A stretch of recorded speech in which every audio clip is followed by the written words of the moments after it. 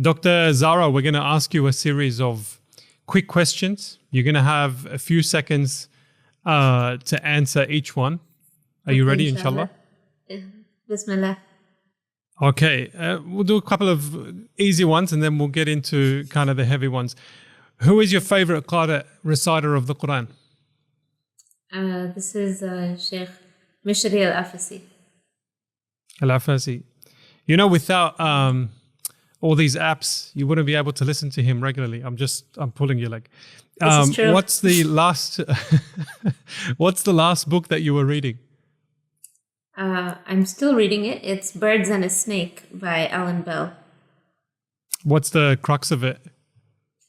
So this, it's a fable. It's written like a fable, like an animal story in the traditional sense, but it's actually the culmination of this man's 20-year spiritual quest. So it's written from the perspective of the serpent who goes into the kingdom of birds and then experiences an enlightenment. So something like Conference of the Birds by Al-Farabi, but a new age version of it, you can say. I hope you don't mind me asking this question. You can just say pass if you don't like it. But let's just say you have the opportunity to get into the metaverse and meet someone from history and have dinner with them. It can't be the Prophet ﷺ. Who would you choose to have dinner with in the metaverse? With Omar Mukhtar. May Allah sanctify his heart.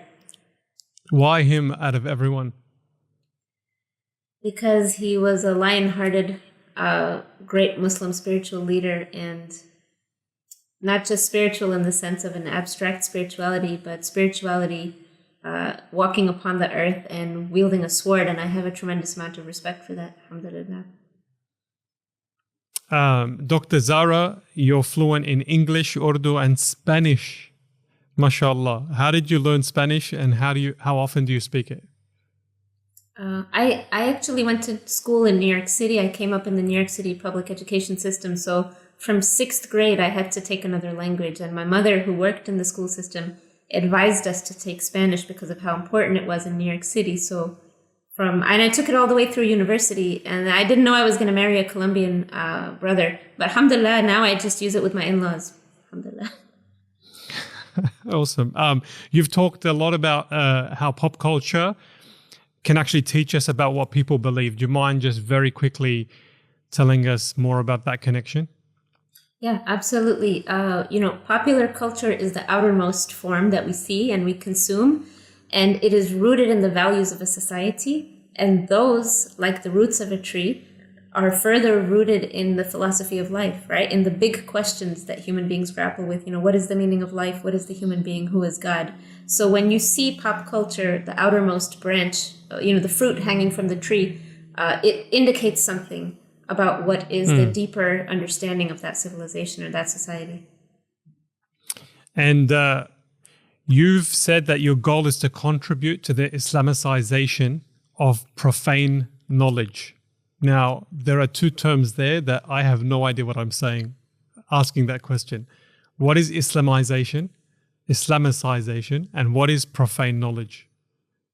Yeah, mashallah. No, I have to thank Brother Asadullah Ali, a research fellow at Yaqeen, who really took some time to converse with me about this. But Islamization of knowledge is a movement that came up in the Muslim world. Sayyid Muhammad Naqib al-Atas, may Allah bless him, he is one of the big proponents, and he's where I kind of get my understanding of what should be my work as a social scientist and as a Muslim. And it means that, in our situation in modernity, the Muslim world was disrupted, right? There was colonialism, there was the breaking of our traditional structures of passing on knowledge from one generation to the next, loss of political power, and then terrible economic conditions as well. And so Islamicization of knowledge says that what we need to do is not just appropriate Western scientific knowledge and political rationality and just kind of catch up with the rest of the world that way, but we need to take our own sources of knowledge, right? The revelation and the true report of the Prophet ﷺ, and interpret freshly these novel conditions that we find ourselves in. And profane knowledge, because you cannot Islamicize tafsir study, you cannot Islamicize hadith studies or kalam or tasawwuf, right? Those are already Islamic sciences. Those are our ulum ad-din. But you can, like social scientists, Muslim social scientists in the past have done, you can take phenomenal knowledge, profane being the opposite of sacred, right? So everyday dunya knowledge, practical knowledge, and you can Islamicize it by interpreting it through our ethical principles as Muslims.